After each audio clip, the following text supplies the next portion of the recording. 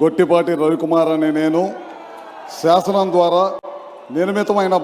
భారత రాజ్యాంగం పట్ల నిజమైన విశ్వాసం విజేతను చూపుతానని, భారతదేశ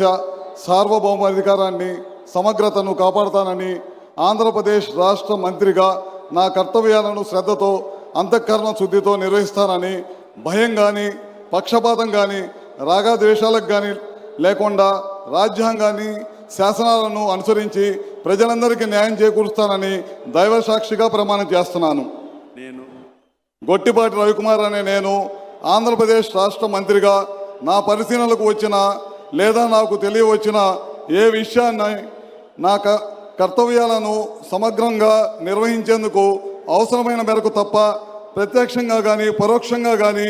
ఏ వ్యక్తికి లేదా వ్యక్తులకు తెలియపరచనని లేదా వెల్లడించనని దైవ సాక్షిగా ప్రమాణం చేస్తున్నాను.